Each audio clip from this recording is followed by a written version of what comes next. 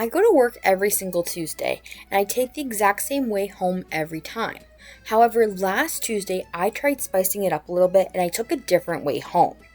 I was on my street, but coming from the opposite way as I usually do, and on the street perpendicular with my street, there was just a man walking, and I've never seen him before a day in my life. What was weird was he was wearing a Victorian style dress / cloak that was a rich burgundy color, and it was super dark and long sleeved. It almost looked like it was a flannel material, which was weird because it was super hot that day, and everybody else that was walking was wearing tank tops and shorts. I went up to the stop sign and he was to my left, but not at the stop sign yet. So I continued down the street like no big deal, right? Because I'm not even bothered. I don't even care, girl. You do you, king. Well, I eventually pulled into my driveway and saw how the man was now on my street. So I do what any sane person would do.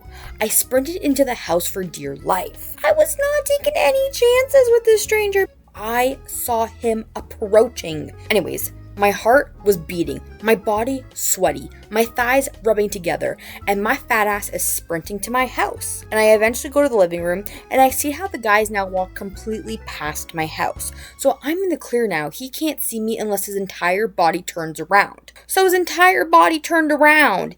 Then he made direct eye contact with me through my dark window and living room and did a Discord moderator wave to my ass. Let that sink in. I'm not even exaggerating in the slightest. I was frozen in fear. Like, how did this man know where I was hiding? I looked around for my parents and they were nowhere to be found. They were downstairs. They haven't been downstairs in freaking years, so I don't know what they were doing. I looked for my siblings. They were behind me sleeping on the couch. Why the heck was nobody present? Where was everybody? Everybody in this damn house is always so nosy. And now when I needed somebody, nobody was there. My parents are always watching that front window, seeing who's walking down the street. And this was the one time I needed them to be there, and they weren't. Anyways, this man just continues walking. And right when he's out of my eye view, my dad walks in the room. My sibling woke up. So I tell them exactly what the hell just happened.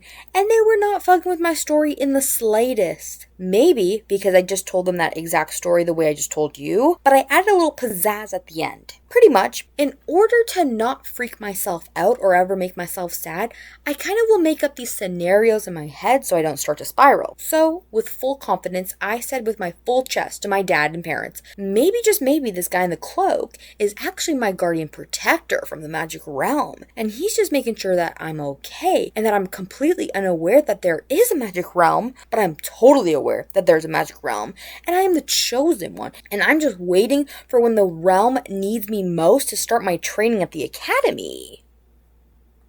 Well, any thoughts?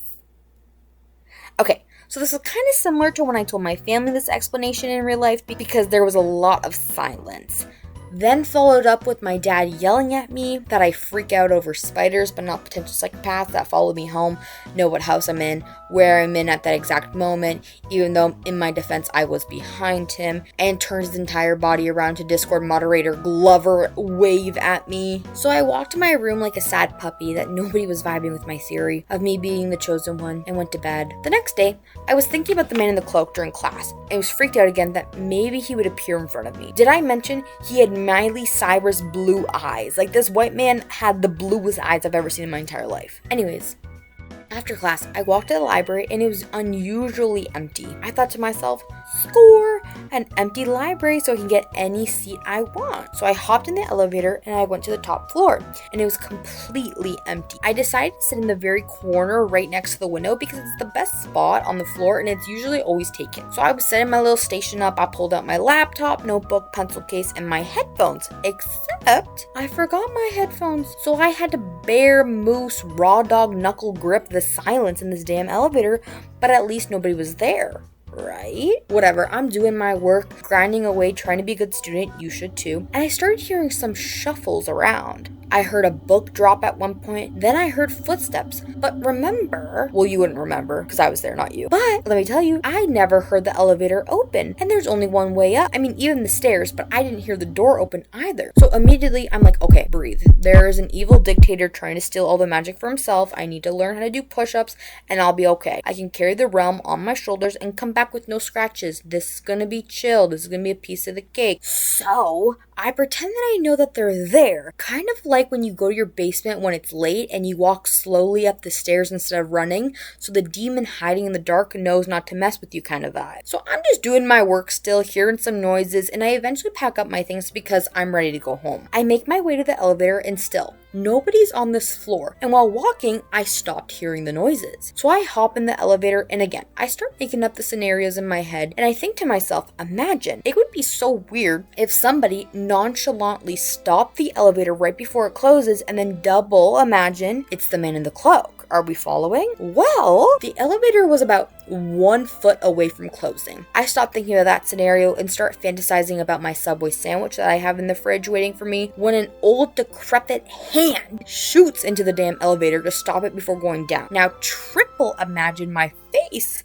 when I see an old woman walk in the elevator, stand beside me, has no bags, and says nothing. She is my Gandalf! You know, I went home later that day and my dad picked me up. I was eating my 6-inch turkey on Italian urban cheese with lettuce, tomato, spinach, sub sauce, not toasted please, and was telling my family about the library and what had happened that morning. You know, all about the noises and the old lady grandma from Coco. And I did finally get the reaction I was looking for. They were weirded out, and more than me.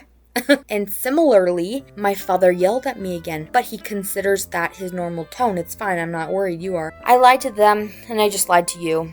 I made up the old grandma. The noises were definitely real, and I definitely do think somebody was up there, even though I did not hear that elevator. And I walked around that library, and I saw not a single soul, and I don't know where those noises came from. So I did make up that part about the elevator, but you can't blame a girl for trying to get into the magic realm, where I know the king is hot, tall, and would fall in love with me. But it would be like an enemies to lover vibe, and there's like a one-bed trope, and maybe we're also mates, and... So again, I walked into my room like a sad little puppy, that nobody was vibing with my second theory of the week, and I had my final realization. I need to stop adding a little extra pizzazz at the end of my stories.